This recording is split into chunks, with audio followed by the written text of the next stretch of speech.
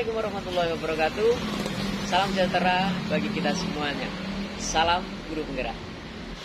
Rekan-rekan guru semuanya, selamat berjumpa kembali dengan saya Muhammad Nur Jam'i, calon guru penggerak angkatan 3 dari Kabupaten Jember. Dalam kesempatan kali ini, saya akan membahas tentang modul 3.1 pengambilan keputusan sebagai pemimpin pembelajaran.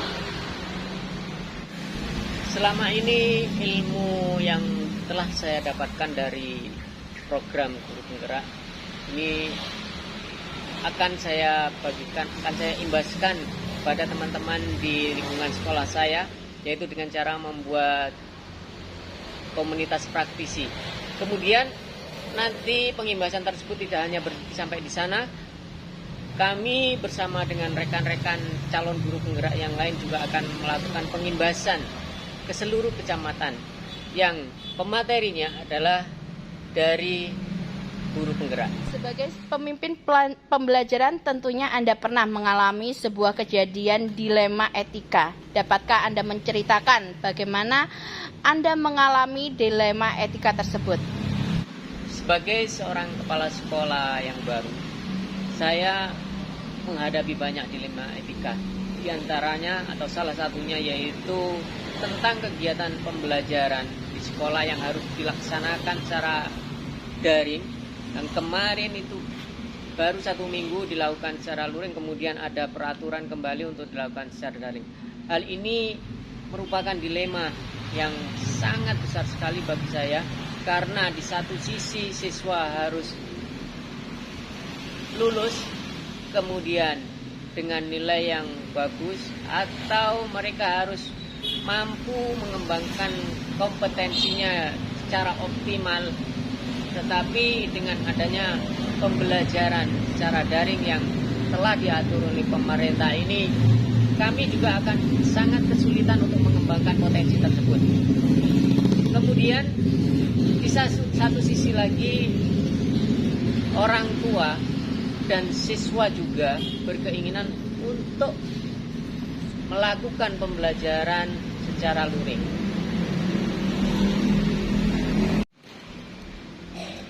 Karena akibat pembelajaran secara daring yang selama ini kurang lebih 2 tahun, sekolah kami merasa dirugikan karena ada beberapa siswa, kurang lebihnya 6 siswa yang pindah sekolah dari SD negeri sekolah kami, SD Banjarsengon 2, ke sekolah swasta yang memang dilakukan pembelajaran secara luring. Apa langkah-langkah awal yang akan Anda lakukan untuk memulai mengambil keputusan sebagai pemimpin pembelajaran di tempat Anda menjadi kepala sekolah?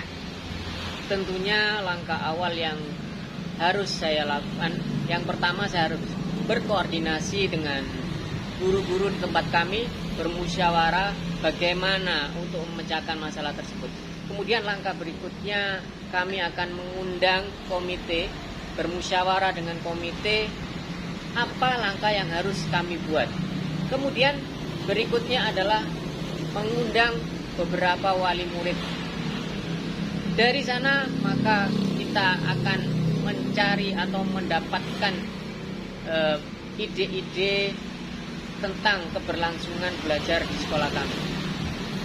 Tepatnya kapan langkah-langkah tersebut akan Anda realisasikan? Langkah tersebut akan kami lakukan secepatnya, paling lambat minggu depan hal tersebut harus sudah terlaksana.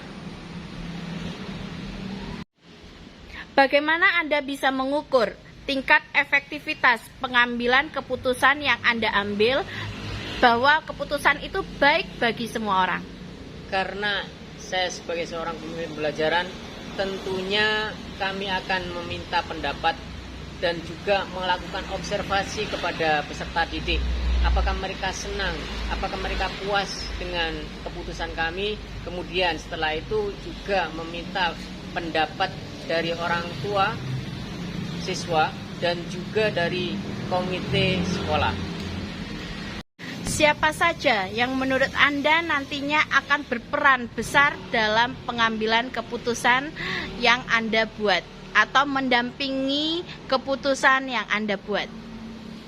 Tentunya yang paling besar peranannya pada masalah ini yaitu orang tua siswa, kemudian komite sekolah yang tentunya bertugas untuk memberi dukungan atau motivasi kepada wali murid agar siswa atau anak-anaknya dapat kembali belajar di sekolah.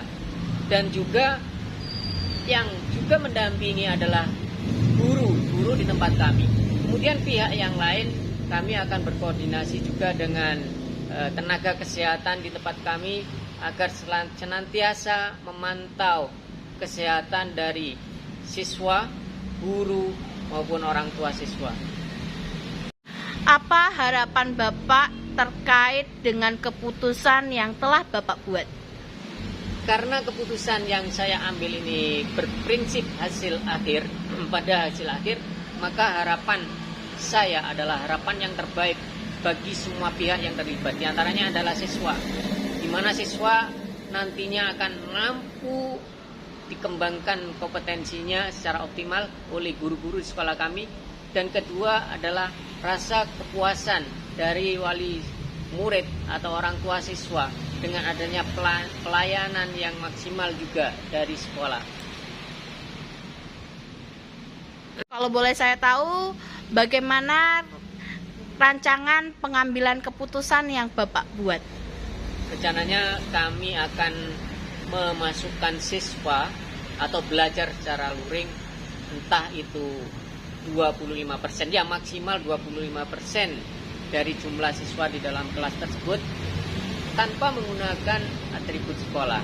Jadi dengan kata lain, kami tidak melakukan pembelajaran secara formal, tetapi kami melakukan bimbingan saja, bimbingan belajar bagi mereka yang tentunya kemampuannya masih kurang.